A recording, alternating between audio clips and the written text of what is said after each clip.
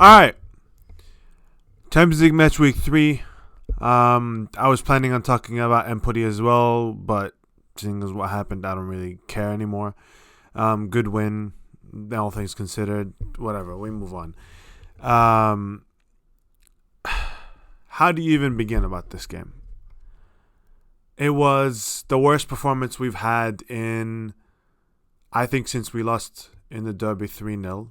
Not even the Coppa Italia one. I'm talking about the real one against Lukaku in the league 2 years ago. I think it's the worst loss since then.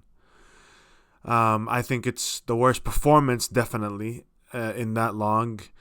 Just nothing. Nothing about it. I mean, Tonali even said after the game, nothing about it was a Milan performance. And I think ultimately, I wrote down a list. I watched the highlights again earlier this morning, and I'm like, okay. Giroud lost everything to Thiago Silva. Like, everything. There wasn't one single header he won. There wasn't a single play that he kept alive. Nothing. So the outball was dead from the get-go because Thiago Silva absolutely dominated him. And I understand that he's an elite defender, but that's just unacceptable. You can't be the starting striker for AC Milan and be dominated that thoroughly. You can't. Tonali and Benasser were weak. Weak. That's a word we don't associate with these dudes. Never. But that's what they were against Chelsea. They were weak. Like, it was not a matter of quality. It was not a matter of technique. It was not a matter of technical ability. It was simply a matter of they got physically bullied off the ball. It's just an unacceptable thing that just simply does not happen to these guys. And that's exactly what happened today. Like, it was very, very, very weak. It was unacceptable in any way. And it set the tempo. Like, there were other worse players than those two, but them getting bullied set the tempo for us playing their game. We played their game. The ball was in the places that they wanted at every point in the game. We never got it to Leao in the ways we do in other games. We never ever were comfortable defensively. We never kept it away from the fullbacks, which we knew going into the game were going to be our weakness due to injuries. We never kept it away from the fullbacks because we had no control over where the ball was going, and we had no say in anything that was going to happen in the game. Because those two got absolutely dominated. And it was simply unacceptable. Set pieces, again, and again, and again, and again. And I tweeted in 2020 that every single fucking time it's a set piece. And every single time I can retweet it over and over and over because it's always true.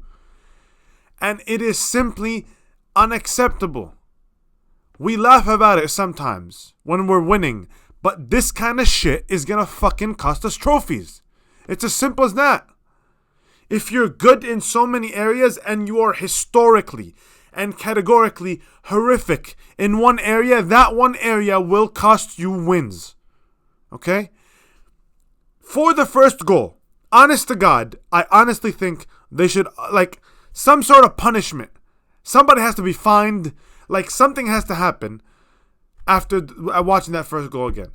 3 consecutive set pieces. No gaps. Back to back to back. A free kick, then a corner, then another corner.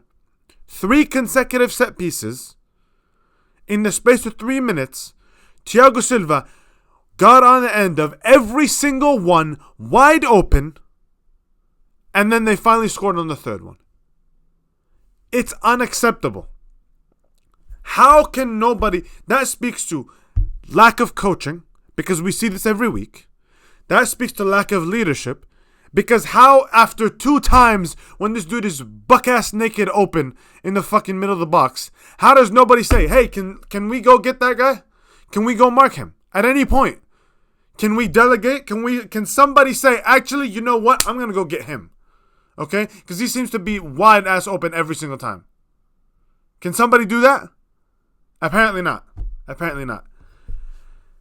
CDK, deer in headlights. He looked like, and I think at times, this is actually the case, I don't think he knew where he was on the pitch. At times he just didn't know where the pressure was coming, where he needed to where his release point was. Okay, fine. Pressure is coming at you. You need to, before the ball gets to you, know Fine. If somebody presses me from behind, where am I going with this ball? Is Kalulu open? Is Tomori open? Is Tonali? Is Benasser? Is Leao an option? I need to know all these things, and then I have to execute. Because even in the times that he knew where he had to go, he couldn't execute it. Multiple times he tried to get it to Leao, and multiple times the ball was flat and short, and Reece James was pouncing on it like that. Unacceptable. It basically took out Leao, our best player, basically took him out the game. Because every single ball to him was weak. And only the few times that we actually got him the ball, did we create anything. Bdair, just horrific positioning. I mean, look, he's a backup. I understand. He's not even a good backup. So I understand that I'm not going to heap too much blame. Like, I'm going to heap blame on the starters. Because when those guys underperform, then there's no excuses for that. There's just no excuses. Like Tonali, Benasser, Giroud, CDK, like these are the guys that we rely on every single game. If those guys don't show up, we don't have a hope in any game. But Bdair's horrific positioning. I mean, on the third goal, what is he even doing? Why is he still sticking to Sterling? Like, actually on the second goal as well. Like, in every single phase of the play, he is too far. He's too close to Tomori. He's too collapsed. Which is exactly what Chelsea want. The whole point of playing a 3 at the back with wing backs is the fact that they're gonna continuously have an extra option out wide. He needs to go and be ready for the Reece James option. And he was never ready. Every single time Reece James got the ball, it was like a 10-mile radius around him. Nobody there. Because Tomori had Sterling. On the third goal, Tomori had Sterling. And he was pointing, and I assume shouting, to Bdair to go to Reece James. And he just didn't. He just stood there, being useless in either way. He wasn't helpful against Sterling, and he wasn't helpful against Reece James. And Reece James gets an open goal. Or an open shot, I guess. Dest is nothing. He's non-existent. He's sawdust. I personally saw multiple times Chelsea players, like he's a ghost. They went right through him. Right? He's non-existent. He doesn't exist. And the fact that we're going to have to deal with this for the next 11 games is concerning in its own. Honestly, my biggest come away after that game is just, where's Theo? Or Chow? I'm not really sure how to say his name. But wherever he has to be integrated now. Like, as soon as possible. He has to be integrated right now. In the next coming games, I have to see him. Because it has to be him and Tomori so that Kalulu can actually play some right back minutes. I'm not saying Kalulu has to play right back all the time, because that doesn't make any sense, obviously. Center back is his best position. But we cannot do this Dest thing for 11 games. We can't. No way. The guy has no idea where to be. He doesn't know how to play the position. I'm sorry. He does not know how to play right back whatsoever. He's not good. He's not good one-on-one. He's not good without when he's not good at marking runners. He's not good passing out of the position. Like, that was the one thing. He lost the ball so many times that it made me realize how little Calabria loses the ball actually in reality. Like, it made me appreciate Calabria a little bit more. It's like, how can you consistently put Benasser under pressure? How can you consistently put Krunic under pressure with these terrible passes? And not one time did he actually do anything defensively to make up for it. Just, he's non-existent. He's not part of the team. He's whatever. He's the product of 2 devastating right back injuries. Like, that's what he is. We have to acknowledge that he's not at the level. He isn't. I'll personally pay, his release clause is what, 25 million? I'll personally pay the 25 million to send him back to Barcelona. No. Absolutely not. Like, he's not a Milan player. He's not going to be a Milan player. And there were some people in this fan base that said that before he even fucking stepped on the field, he was better than Calabria. Those people, honestly, I don't even know what to say to them. I would like to say a lot of things, but for the interest of, I don't know, public decency, I'm going to not say them.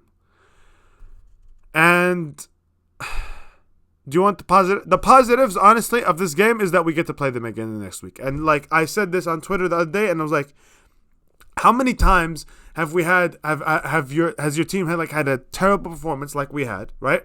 And you just wish, and like an underperforming performance, because I know that's not what this team is. Like, I know this team is better than that. How many times have we had those performances and you just wish, man, I wish we could just redo that game. I wish we could play it again Everything the same. Let's do it again.